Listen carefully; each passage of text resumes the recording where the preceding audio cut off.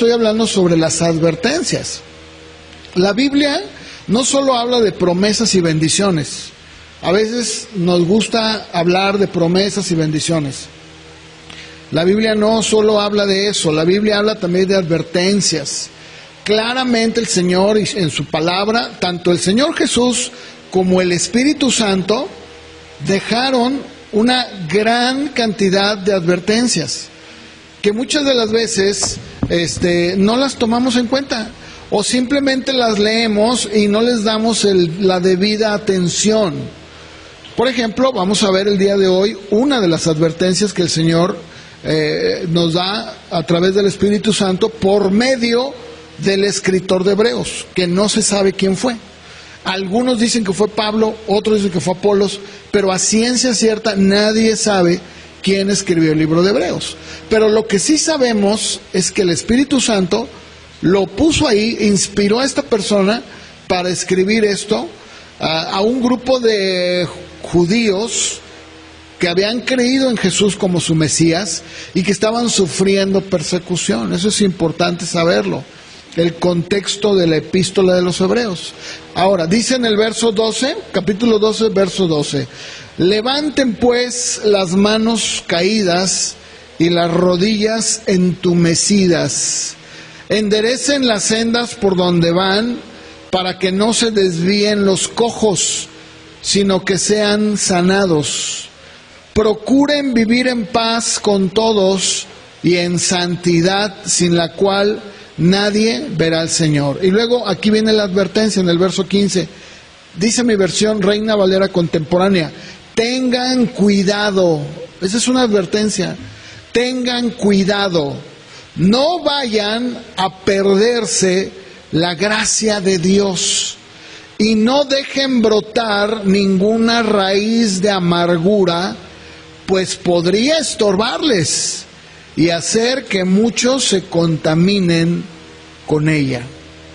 ¿Sí? Vamos a ver, aquí el escritor nos da una advertencia y nos instruye de lo que no debemos hacer. No debemos hacer. Quiero nuevamente decir, el Espíritu Santo plasmó estas palabras. ¿Qué es lo que no debemos hacer? ¿Qué debemos evitar? Bueno, en primer lugar, el escritor reafirma que debemos, dice en el verso número 12, dice: levanten las manos caídas y las rodillas entumecidas. Aquí es importante ir al versículo 1 del capítulo 12. Vamos ahí al verso 1, por favor, para entender el contexto. ¿De qué está hablando? ¿Verdad?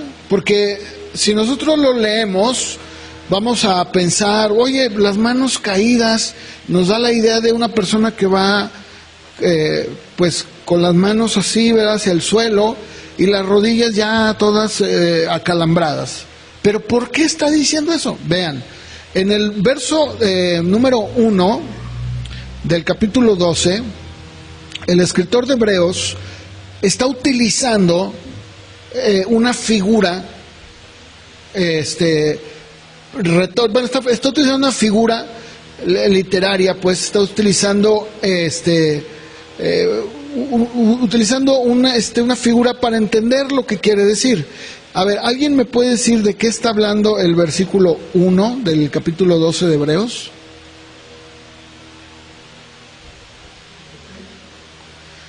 Bueno, el 12.1, el capítulo 11 habla de la fe, pero el versículo 1, el capítulo 12, el versículo 1, del que estamos en el capítulo donde estamos, ¿de qué está hablando? ¿Mande?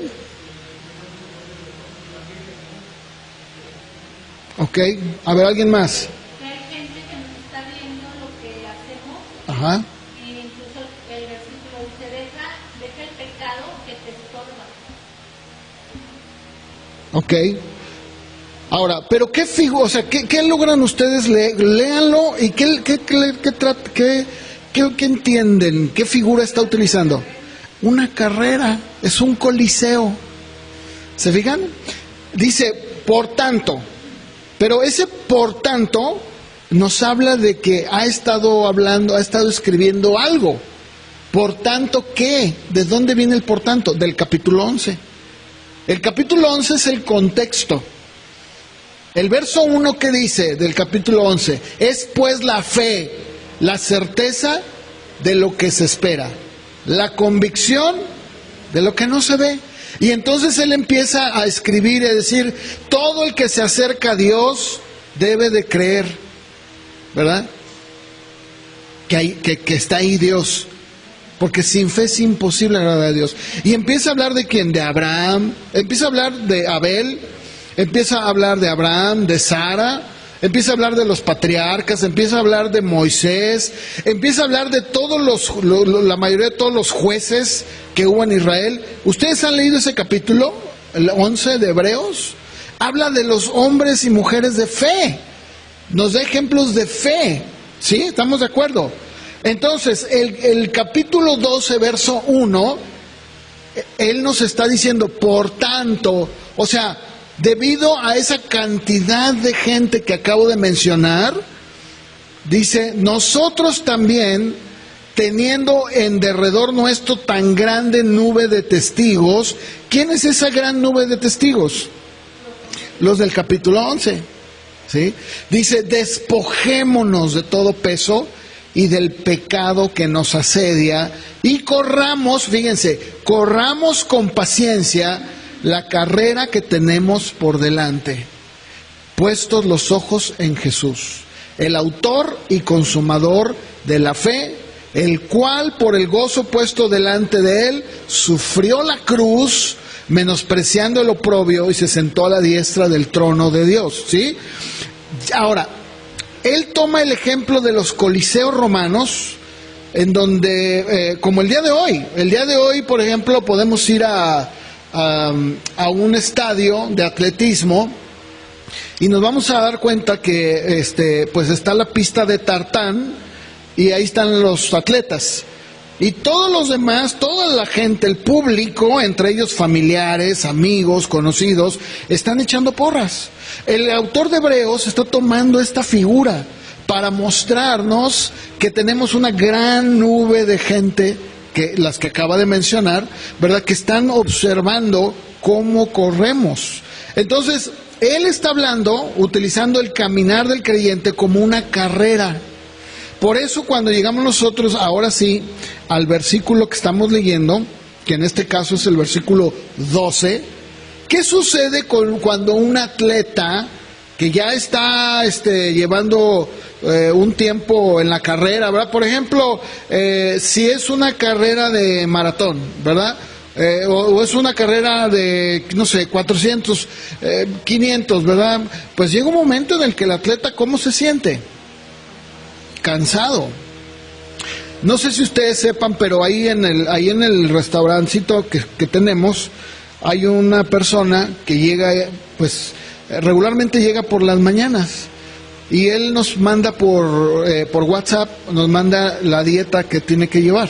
Y es una dieta muy estricta, ¿verdad? Y es una dieta que él dice, es que, yo le pregunté, le dije, oye, pero es una persona, se ve delgada, no se ve con una, como que tenga un problema físico. Entonces yo le pregunté, le dije, oye, una pregunta, ¿estás enfermo o guardas dieta por estética, verdad, por verte bien? Y dice, no, lo que pasa es de que va a haber un maratón. Él trabaja para la Universidad de Guadalajara, y la Universidad de Guadalajara hace un maratón de, no sé, creo que son 10 kilómetros aquí en la ciudad, y dice, yo me estoy preparando, entonces tengo que llevar una alimentación muy rígida para llegar, dice, porque si yo corro llevando una dieta normal como cualquiera, no voy a poder. Va a llegar un momento en el que mi cuerpo va a resentir. Fíjense, estamos hablando de que la carrera es en octubre, agosto, ¿verdad? Y él ya empezó desde hace tiempo a prepararse con la comida, ¿verdad? Él evita muchas cosas, de hecho tiene una hoja donde él lleva todo su control y dice, no puedo comer esto, no puedo comer el otro. Algunos lo hacen por cuestión médica, otros por cuestión, pues, de estética, ¿no? Porque dicen, no quiero engordar X. Bueno, él no. Ahora, no sé si ustedes sepan, pero un atleta hace lo mismo, ¿verdad? Si cualquiera de nosotros se subiera, digamos, a un trampolín en una alberca y se aventara, ¿verdad? Lo más probable es que cualquiera de nosotros no sabríamos cómo hacerlo. Cuando nosotros vemos a los atletas, por ejemplo, ahora que México ganó las carreras en Italia y luego creo que hubo un concurso de clavados, ¿sí supieron eso? Que México ganó medallas en trampolín y luego en carreras y están preparándose para las Olimpiadas. Bueno, cualquiera de nosotros los ve a ellos y dice, mira qué padre, pero nunca nos damos cuenta de lo que hay detrás, el proceso tan largo. Por ejemplo, ellos no se desvelan, no pueden desvelarse, tienen que llevar una dieta muy rígida, llevan horas, literalmente horas en el gimnasio o en la alberca o en la pista, o sea, es una disciplina tremenda. Aquí el autor de Hebreos, tomando el contexto de la carrera, está hablando precisamente de ese tipo de situaciones que puede haber en el cuerpo cuando un atleta va corriendo y sus manos empiezan a caer y sus rodillas ya están entumecidas. Y dice, levanten las manos caídas, las rodillas. Y luego dice el verso 13, enderecen las sendas por donde van, porque es muy normal que una persona que va corriendo de repente empieza a ver que el camino se le mueve, ¿verdad?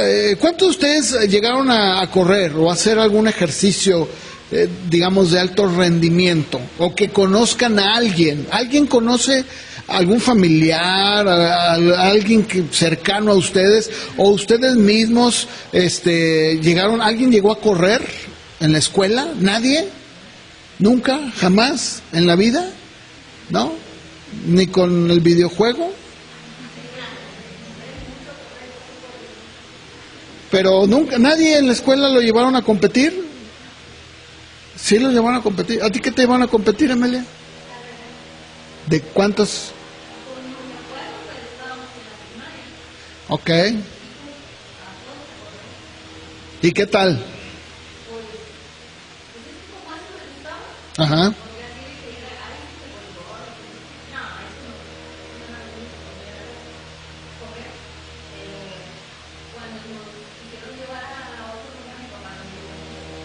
Uh-huh. Bien, bueno, aquí el mensaje que está dando es: levanten las manos caídas. O sea, si llega un momento en el que tus manos empiezan a bajar, porque un corredor corre así, ¿verdad? Con las manos arriba. Pero llega un momento en el que se fatiga y empieza a bajar las manos. La guardia, como dicen, baja la guardia con el boxeo, ¿verdad? Y sus rodillas se empiezan a entumecer. ¿Se acuerdan que nosotros los mexicanos éramos campeones en la caminata, en las Olimpiadas? Casi cada Olimpiada era un hecho de que si no nos traíamos medallas, en caminata México se traía, ¿verdad? Éramos muy buenos. Y yo recuerdo que el último de los que ganó medalla, en una entrevista dijo, le preguntaron, ¿y cuál es el momento más difícil de la caminata? Y él dijo, en medio. Dijo, en medio. Porque, fíjense cómo es esto, hermano, y esto tiene mucho que ver con la vida espiritual. Dijo, porque cuando tú estás a la mitad, sientes que no avanzas. O sea, tú ya estás a la mitad, pero parece como si estuvieras al principio, o sea, no ves que avances. Entonces dice, llega un momento en el que psicológicamente empiezas a decir, no vale la pena, no tiene sentido esto, no veo nada. ¿Cuándo se verá ahí que diga meta? No veo nada. Dice, entonces es una lucha, ¿verdad? Psicológica. Y dice, y sí llega por tu mente bajar la guardia y decir, se acabó, no quiero ya nada, o sea, ya me quiero salir, ¿no? Entonces aquí lo que está hablando es de eso. Dice, no, a ver, levanta tus manos caídas. levántalas. Tus rodillas están entumecidas, no, camina, no te quedes ahí, no te dejes engañar. Y luego dice en el 13, endereza las sendas por donde van, enderézalas.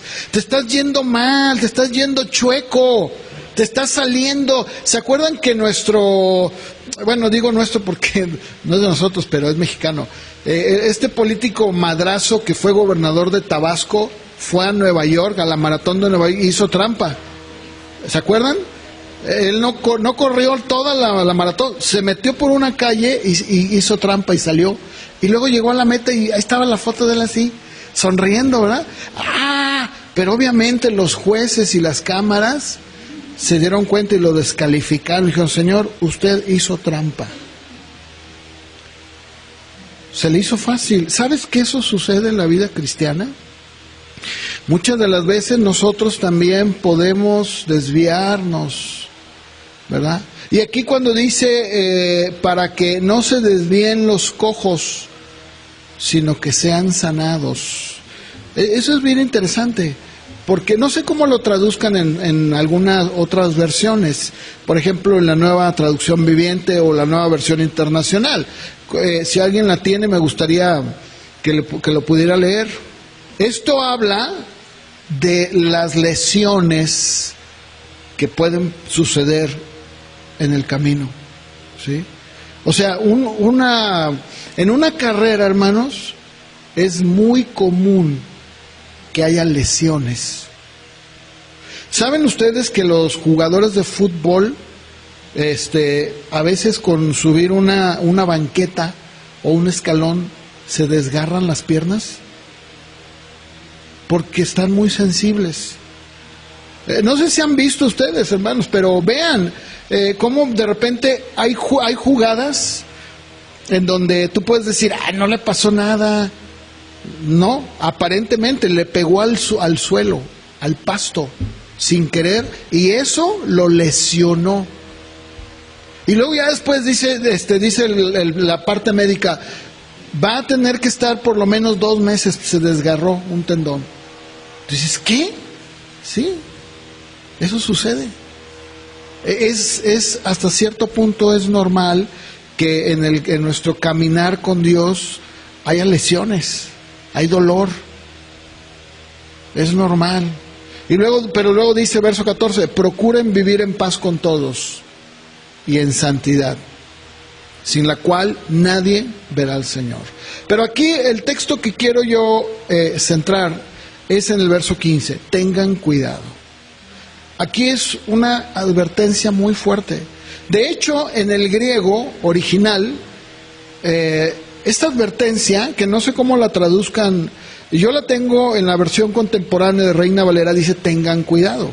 No sé cómo lo traduzcan en sus versiones, en otras versiones, cómo lo traduzca, pero me gustaría que me dijeran cómo lo traducen su Biblia. Mirad bien. ¿Alguien tiene otra? Que diga. No dejen que nadie se aleje del amor de Dios. Ok, bueno, pero aquí el punto es que se está haciendo una advertencia clara y enfática. El Espíritu Santo nos está diciendo a ti y a mí y a todos los que leen esta carta, que son hijos de Dios, les está diciendo, cuidado, no vayan a perderse la gracia de Dios. ¿Es posible perder la gracia de Dios? Sí. De hecho, hay textos y ahorita vamos a ver. Vamos a ver primero esta parte. Dice, tengan cuidado, no vayan a perderse la gracia de Dios. Vamos por favor a 2 de Corintios 6:1. 2 de Corintios 6:1, el apóstol Pablo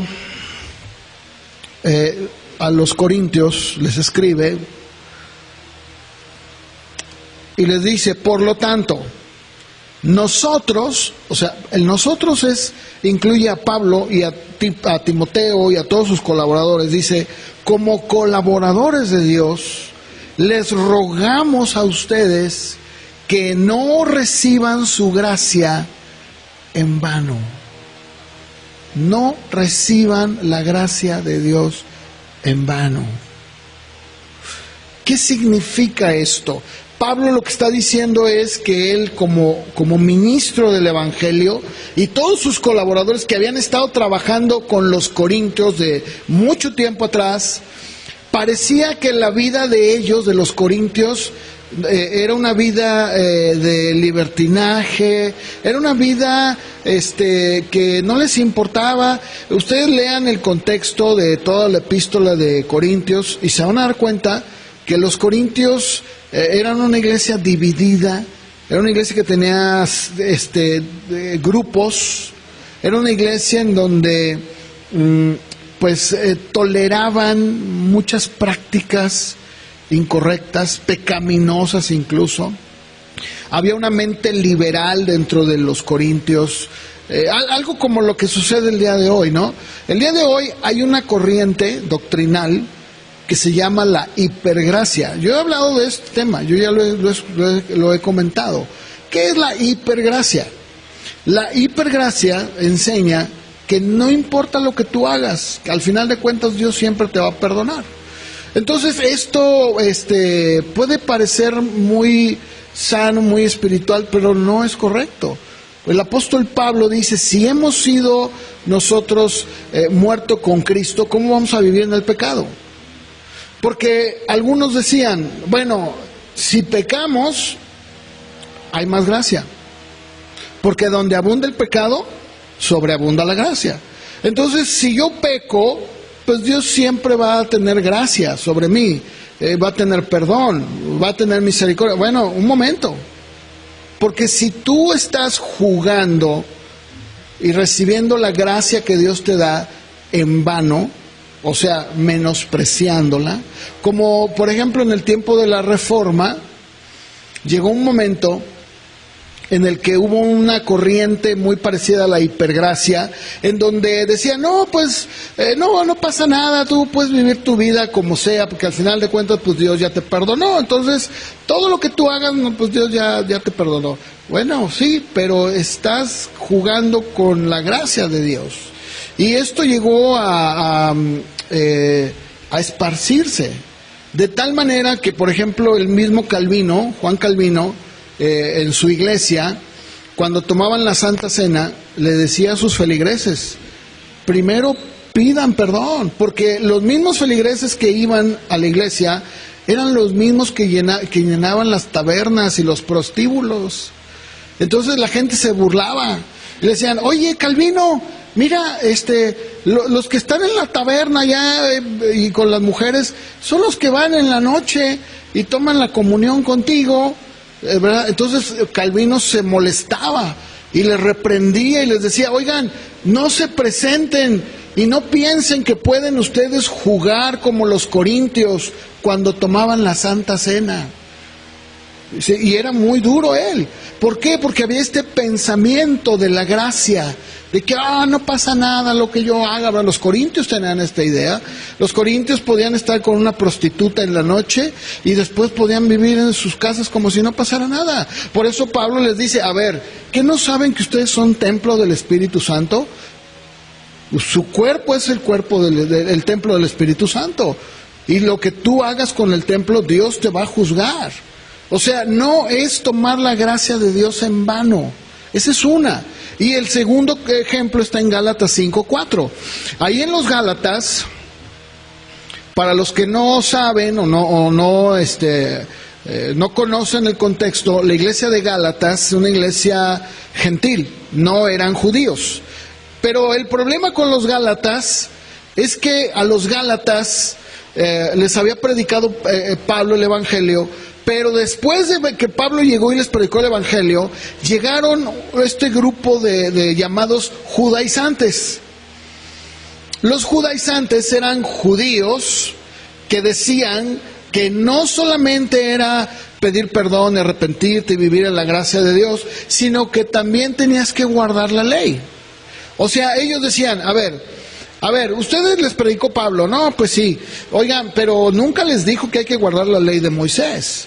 Entonces ellos decían, no, nunca nos habló de eso. A ver, ¿cuántos varones hay aquí? No, pues tantos. ¿Ya se circuncidaron? Dicen, no, pues es que Pablo nos dijo que eso ya no existe.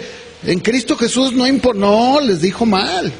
Ustedes se tienen que circuncidar, tienen que guardar ciertos días, tienen que dejar de comer ciertos alimentos. O sea, estos judaizantes iban por todas las regiones donde Pablo iba y trataban de decirle a la gente que lo que Pablo les había enseñado era incorrecto. Y estaban tratando de judaizar a los gentiles. Bueno, los Gálatas cayeron en ese error. Y aquí Pablo en el verso 4 de Gálatas 5 les dice, ustedes... O sea, ya les dice a ellos con toda la implicación del mundo, dice ustedes, porque los Gálatas ya empezaban a hacerse como judíos. Dice, ustedes los que por la ley se justifican. A ver, ustedes dicen que por la ley, ¿verdad? Ok, tú te justificas por la ley, pues entonces ya se han desligado de Cristo y han caído de la gracia. El caer de la gracia es el querer tomar méritos propios o de otro, añadiéndoselos a la obra de Cristo. O sea, Dios te salvó, Dios me salvó por gracia, ¿estamos de acuerdo? Por fe, nos arrepentimos, fuimos perdonados. Yo hablaba de esto el domingo pasado, decía, hermanos, cuando hablé acerca del Señor, cuando dijo, tengan cuidado cuando su justicia la traten de hacer delante de los hombres, y habló específicamente de 3 cosas que yo hablé. Uno era el dar, otro era la oración y otro era el ayuno, ¿sí? Y aquí el Señor lo que está, lo que Pablo está enseñando es, dice, a ver, Cristo, ¿verdad?, lo salvó, Gálatas. ¿Estamos de acuerdo? Sí. ¿Cómo es que lo salvó? Por la fe. Ah, ¿fue por la fe o por guardar la ley? Por la fe. Entonces, ¿por qué quieres guardar la ley? ¿Sí me explico? A ver, si tú crees que la salvación es por fe y por gracia, ¿por qué entonces quieres hacer obras para ganarte la salvación? Eso es una ofensa a la cruz. Porque entonces le estás añadiendo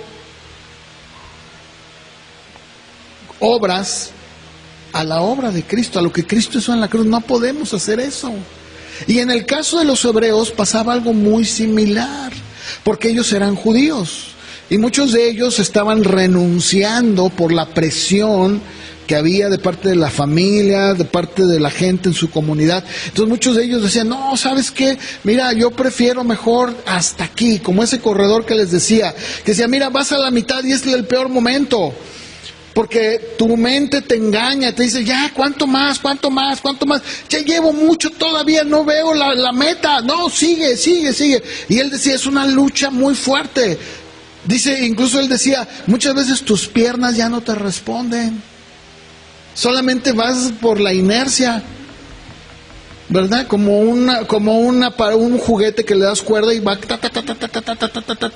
¿verdad? Bueno, aquí los Gálatas se habían desligado de Cristo. ¿Cómo? Tomando la ley.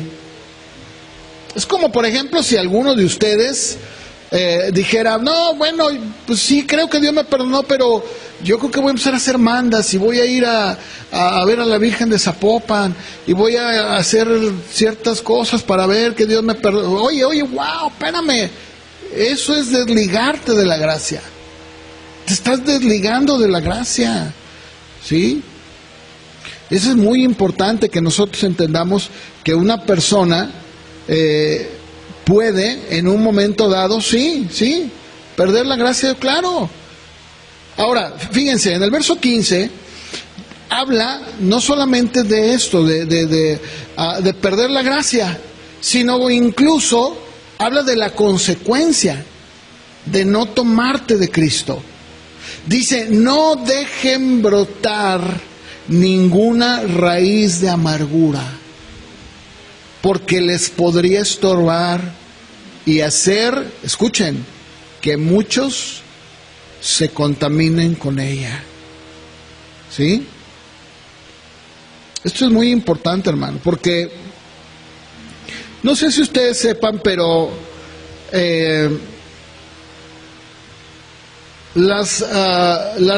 hay una raíz que le llaman creo que es la hiedra, ¿no?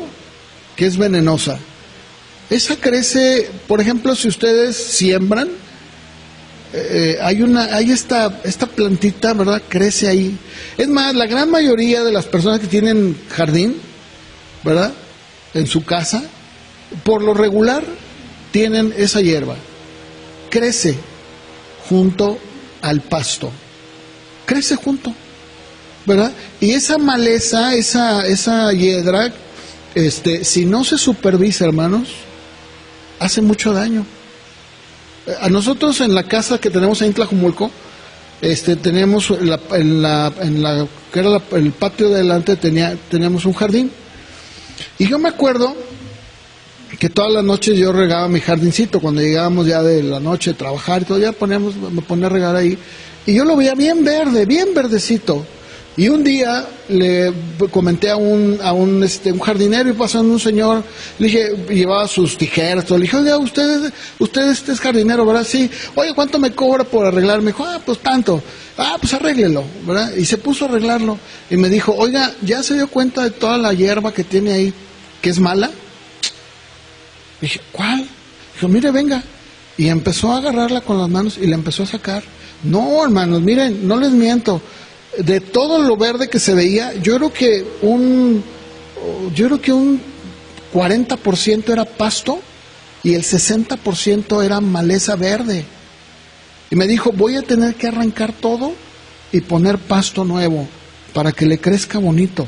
Porque si yo lo dejo, esa hiedra se empieza a comer al pasto y no deja que crezca. Y yo dije, wow, qué lección, ¿no? Bueno, de eso está hablando. Si nosotros no tenemos cuidado, hermanos, cuando una persona empieza a desviarse, cuando empieza a perder el enfoque, porque el versículo 1 y 2 de Hebreos 12 dice, poniendo los ojos en Jesús. Pero cuando una persona empieza a bajar la mirada y empieza a bajar los brazos y los pies entumecidos, hay una tendencia a desviarse del camino, ¿sí? Es una tendencia natural, hermanos. Entonces, eso nos lleva a otra cosa, porque una persona que se descuida a sí misma es una persona que le va a llevar a otros y a otros y a otros y a otros problemas. En este caso, la amargura. ¿Qué es lo que está hablando el autor de Hebreos? ¿Sí? Está hablando acerca de la amargura. O sea, empieza a haber en el corazón de la persona, se empieza a amargar. Y eso es muy, muy, muy lamentable, hermanos. Una persona que empieza a dejar que las raíces de las malezas se propaguen en su corazón rápidamente y produzca todo tipo de hoja o de planta donde crece, se desarrolla. Crece, desarrolla sin que tú te des cuenta. Y la multiplicación de ella lo que va a hacer es traer amargura en el corazón. Ahora, aquí lo peor del caso no es solamente que la persona guarde una amargura, sino que dice el autor de Hebreos que hay consecuencias. ¿Cuál es?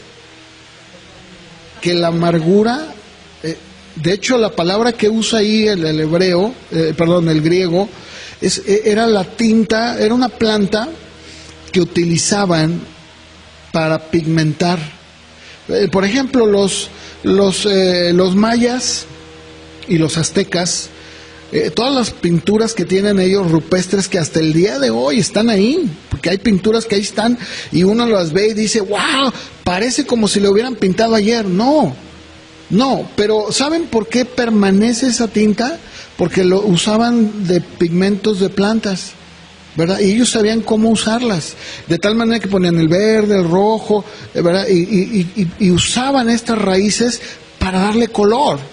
Y ahí están de manera permanente. Y dice aquí el escritor de Hebreos que una persona que ha perdido la gracia de Dios, como consecuencia, ¿verdad? Es una persona que va a tener una raíz de amargura, pero no solamente va a tener una raíz de amargura, sino que incluso va a propiciar o va a hacer que otros también, como esa pintura, se manche, sean salpicados de ella. Y eso es cierto, hermanos. Ustedes vean una persona amargada y se va a dar cuenta que todo lo que habla, ¿verdad?, siempre tiene que ver con amargura. Pero aquí lo peor es que no solamente su vida se va a ver afectada, sino que la vida de los que están a su alrededor también se va a ver afectada, porque lo dice Hebreos, ¿verdad?, que una persona que permite que brote la raíz de amargura no solamente te estorba, porque no te deja correr, no te deja caminar, no creces, sino que además muchos se contaminan. Miren, ustedes vean cuando una persona tiene amargura, hablen con esa persona y lo primero que te va a hablar, ¿qué es? Amargura. ¿Qué es lo que tiene en su corazón? Si es amargura, no, es que yo no sé por qué hablar, es que bien, o sea, siempre va a haber, y, esto está feo, aquí hay algo. Y siempre las personas que están alrededor, en este caso familia, e incluso dentro de la iglesia también, se contaminan con esa amargura. Por eso el escritor de Hebreos dice, tengan cuidado, porque esas raíces causan dificultades en el pueblo de Dios. ¿Por qué? Porque altera la paz. Miren, con sus palabras amargas, la persona que tiene amargura priva a los demás de su paz. ¿Sí? Por eso les decía, este verbo de contaminar, manchar, habla de un pigmento que se usaba para decolorar la ropa. Es como el día de hoy, ¿no? Hoy tú tienes una playera, no sé, blanca, y dices, la quiero de rojo, y vas y te compras un sobrecito de pintura, ¿verdad? Y se lo pones. ¿Sí, alguien ha hecho eso? ¿Ha alterado la ropa? De eso está hablando. O sea, lo que está diciendo es que va a empezar a manchar todo lo que está alrededor. La amargura es algo que se extiende. Ustedes vean, por ejemplo, en la Biblia, cuando el pueblo de Israel habló con amargura, dice que empezaron unos a decir, no, ¿por qué? ¿Por qué nos sacó Dios para matarnos en aquí? Y luego los demás, sí es cierto, ¿por qué nos sí, y eso se empieza a extender, de tal manera que llega un momento en el que todos prácticamente están contaminados. Eso es muy importante. Y después, si seguimos ahí leyendo, ya que una vez que la persona, el cristiano en este caso, la persona que va corriendo, ¿verdad?, le da la espalda a la gracia de Dios, se desvía, deja que la amargura le brote y la contamina, ¿verdad? No, hombre, olvídelo, hermano. Dice el verso 16 de Hebreos 12, dice que esta raíz de amargura la compara con un personaje en la Biblia, ahí en el 12:16. Dice que no haya entre ustedes ningún libertino ni profano como Esaú, que por una sola comida vendió su primogenitura. ¿Saben ustedes que... ¿se acuerdan ustedes que Jacob y Esaú, que eran hermanos, tuvieron diferencias, ¿no? Jacob le quitó la primogenitura, ¿no? Le robó, le quitó, ¿verdad? Lo suplantó, le quitó la primogenitura. Y saben ustedes que el pueblo, la familia, la raza de Esaú nunca perdonó eso. Aun cuando dice la Biblia que ellos dos se reconciliaron, porque se reconciliaron, Jacob y Esaú se reconciliaron, claramente la Biblia nos dice que nunca sus descendientes perdonaron lo que hizo Jacob. O sea, fue una amargura permanente. Oigan, estamos hablando de no sé cuántas generaciones. ¿Han visto esas familias? Que eso luego, por ejemplo, en los pueblos es muy común, que se matan entre ellos. Los Rodríguez mataron a los Hernández. ¿Por qué? Porque los papás tuvieron un conflicto. ¿Sí han sabido de eso? Sí. Y pasan generaciones, hermanos. Y la familia dice, yo voy a matar a los Hernández porque nosotros de generaciones hicieron, oye, ¿hace cuánto fue eso? Mi tatarabuelo fue, Oye, espérate, a ver, espérame, ¿qué estás diciendo? O sea, tú vienes arrastrando toda esa amargura de lo que hicieron tus antepasados. No puede ser. Eso es cierto. Hasta el día de hoy hay familias que no se pueden ni ver, se odian, y si pudieran matarse se mataban por un altercado. Bueno, eso le pasó a Esaú, nunca perdonó. Tan es así que nosotros encontramos en el Antiguo Testamento cómo Dios juzga a Esaú, porque dice que cuando el pueblo de Israel era llevado cautivo, fíjense, cuando la descendencia de Jacob estaban siendo llevados en cautividad, ¿saben quién estaba ayudándole a que se los llevaran? Sus hermanos, los descendientes de Esaú. Órale. ¿Saben quiénes eran los que muchas veces apoyaron a los enemigos a ir y atacar a Israel? Ellos. Era una cosa terrible. Y luego aquí dice, ¿verdad?, que no hay entre ustedes ningún libertino ni profano como Esaú. Ahora, es esto que nosotros vemos, podemos ver que Esaú fue un caso típico, hermanos, típico, de un hombre totalmente pagano. Totalmente pagano. Desde que él se casó con mujeres paganas. Y dice que, es más, tomó más mujeres para que sus papás sufrieran. Dijo, sí, pues voy a agarrar mujeres paganas. O sea, él no le importaba vivir con tener varias mujeres, hacer su vida lo que quisiera. De hecho, está registrado que los edomitas, ¿verdad?, eran un pueblo muy bajo. O sea, sus fiestas, sus formas de adoración, ¿no?, pues totalmente paganas, pero sus formas, su cultura era totalmente pagana. O sea, nada que ver con Jacob. Así, dos cosas muy distintas, ¿no? Cuando dice ahí profano, literalmente está hablando de alguien del mundo. Dice que no haya alguno como Esaú, como profano, o sea, un hombre natural, como un hombre del mundo, ¿no? Uno que solamente ve lo de la carne, le gusta lo mundano, no percibe la santidad, no es atraído por la santidad, no le gusta la santidad, no lo ve, la santidad no la ve con los ojos de la fe, no lo ve como Dios lo ve, no, lo ve de manera mundana. Y Esaú era alguien que todos conocían, porque ellos eran judíos.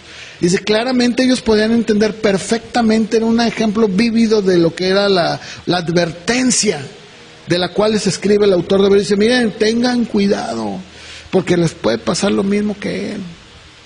Un hombre que se desvió, un hombre que no tenía un corazón para Dios, un hombre que vendió su primogenitura, menospreció a Dios, menospreció la primogenitura, dijo, no me importa, la primogenitura era algo muy importante, hermano, era un lugar muy importante para Dios, y a él no le importó. Y luego dice, ahí mismo, en el siguiente versículo, el versículo 17. A ver, ¿alguien lo quiere leer?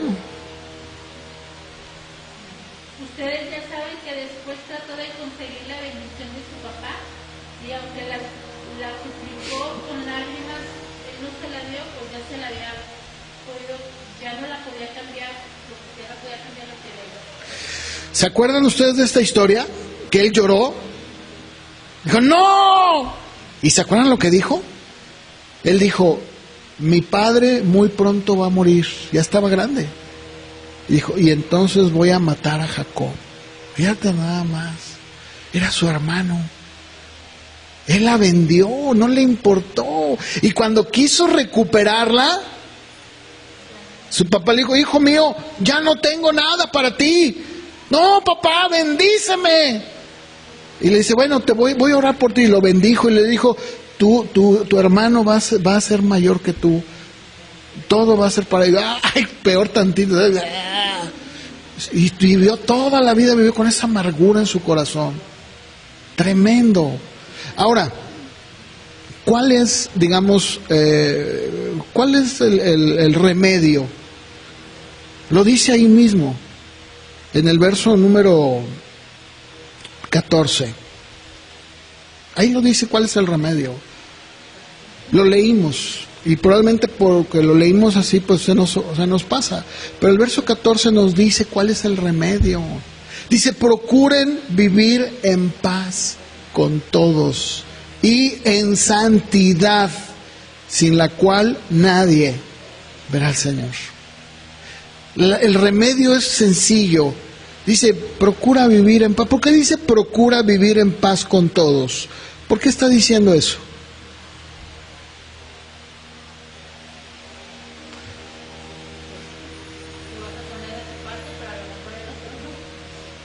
Porque no siempre vamos a estar en paz con todos, hermanos.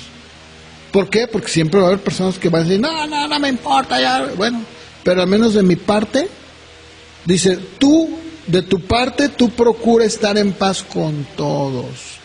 No podemos negar que muchas de las veces tenemos, por ejemplo, vecinos en la cuadra que pueden ser personas molestas, o incluso en la familia, o en el trabajo. Yo no sé, cada uno puede pensar, ¿no? Y decir, no, pues sí es cierto. No, yo conozco, ¿verdad? O tengo un vecino así, un familiar así, o en el trabajo, no lo sé. Pero lo que está diciendo aquí es que el cristiano tiene que, en lo que está de su parte, tiene que estar en paz. Si la otra persona no está en paz, ese es su problema. No sé si me explico. O sea, nosotros tenemos que buscar la paz con todos. Si es necesario, oye, discúlpame vecino, ¿verdad? Mira, pues bueno, yo trato de buscar la paz. Si el vecino no quiere buscar la paz, bueno, ese es su problema del vecino, ¿verdad? O de mi pariente, o de no sé, de quien sea. Bueno, yo estoy buscando la paz. Y luego dice, y la santidad. Porque obviamente no puede haber paz sin santidad.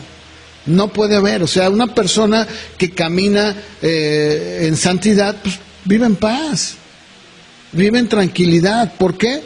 Porque el cristiano nunca debe de aplacar la hostilidad del mundo, ¿verdad? Usando las herramientas del mundo, nunca. O sea, tú no te vas a poner igual que los demás, no vas a hacerlo. Aun cuando te puedan sacar de quicio, yo entiendo eso. Yo entiendo que muchas veces puede ser que alguien te saque de tus casillas y te cause un enojo o una situación de frustración. Yo entiendo eso.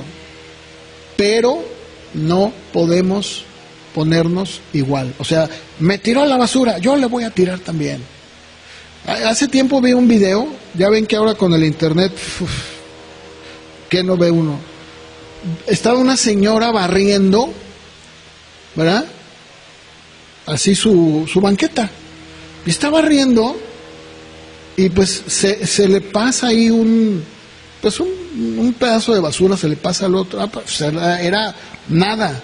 Y sale la otra vecina con la escoba, no sé si alguien vio ese video, y le empieza a aventar la basura a la otra, y la otra, de tal manera que se agarran a escobazos las dos vecinas. ¿Nadie vio eso?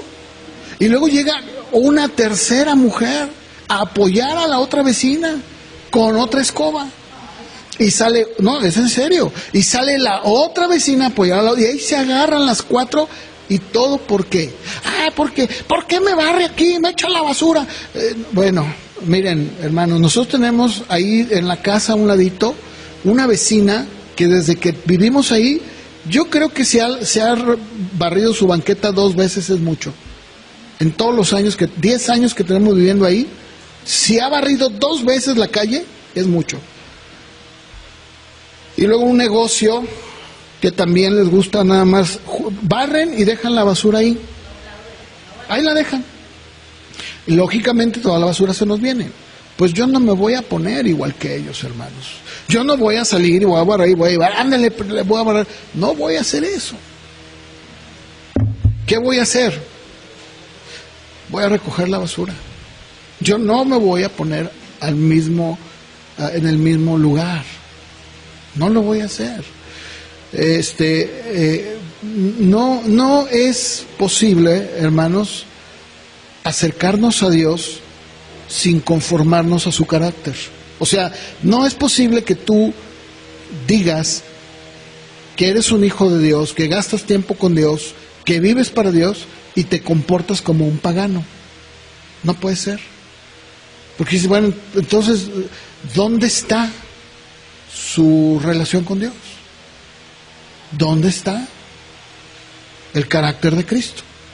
Alguien puede decir, no, hermano, es que tú no sabes. No, sí sé muy bien lo que es eso. Esas personas que sienten que el mundo está obligado a hacer lo que ellos dicen. Y la verdad dice uno, ay, Señor. ¿Verdad? Hasta mis hijas, bueno, mi hija dice, ay, que no venga este señor. Y luego hay otro también que, no, yo no quiero esto, sí, ¿verdad? ¿Tiene pollo? Sí, pues no quiero pollo. Quiero huevo. Muy bien, con huevo. No me gusta el huevo, póngame la clara nomás. Me le puso salsa verde, me gusta la roja. Ok, aquí está. Bueno, nosotros tenemos que vivir en ese camino de obediencia, en donde el Señor produce en esa santidad. Porque, hermano, déjenme decirles algo, la santidad no es como te vistes, No, digo, es que a veces algunos creen que la santidad es algo externo. No, lo externo es el resultado de lo interno, así de fácil. No, la santidad se demuestra en tu carácter, en tu persona, en quien tú eres, en tu relación con los que están a tu alrededor, en tu relación con Dios. Pero tu relación con Dios tiene que manifestarse afuera, porque entonces, ¿dónde está la santidad? Aquí claramente dice el autor de Hebreos, hermanos míos, ustedes como hijos de Dios, procuren vivir en paz con todos y en santidad, dice, sin la cual nadie verá al Señor. Y es cierto. Había un escritor del siglo XVIII, si mal no recuerdo. Él decía, ¿cómo se sentiría un pez fuera del agua? Mal, se muere de hecho. No está en su ambiente. Y él decía, de la misma manera no es posible que un hijo de Dios quiera ir al cielo, donde se va a aburrir terriblemente si no vive en santidad en la tierra. ¿A qué vas a un lugar donde aquí en la tierra no lo estás viviendo? Si en la tierra no estamos viviendo ya esa santidad práctica, te vas a aburrir en el cielo. No es para ti. Estás fuera de tu ambiente. Es como decía un señor de nosotros, un amigo de muchos años, mi mamá se acuerda muy bien de él. Él decía, sus hijos se burlaban y decían, yo me quiero ir al infierno, porque ahí va a estar Olga Brinsky y muchas mujeres. Bueno, era una vedette, ¿verdad? De allá, de los años 80, ¿no? Olga Brinsky. Y decía, no, yo me quiero ir al infierno, ahí va a haber muchas muchachonas y va a haber fiesta. Y la gente del mundo piensa eso. La gente del mundo realmente piensa que el infierno es un lugar donde va a estar todo muy a todo dar, donde va a haber fiesta, va a haber pachanga eterna. Hermanos, eso no es verdad. Es como decir, a ver, ¿tú crees que tu vecino, el pagano, el del mundo, se va a sentir a gusto en el cielo? Claro que no, no está en su ambiente. De la misma manera como decía este hombre, J.C. Ryle se llamaba, decía, no puede ser. Si desde ahorita no estamos nosotros aquí en la tierra viviendo una santidad práctica en nuestra vida, Nos vamos a aburrir en el cielo, estás fuera de tu ambiente. Por eso dice el autor de Hebreos, ustedes vivan en paz con todos y en santidad, porque sin santidad nadie verá al Señor. Eso es un hecho, hermanos. Y no es una santidad que yo hago, es una santidad que Él produce en mí, como resultado de estar con Él. Así de fácil, nada más. Bueno, pues aquí está la advertencia, dice, tengan cuidado,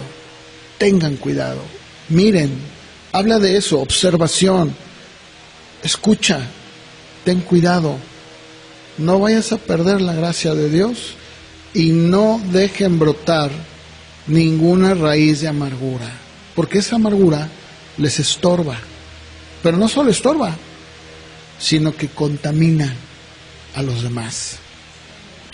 ¿Por qué no se ponen de pie para terminar?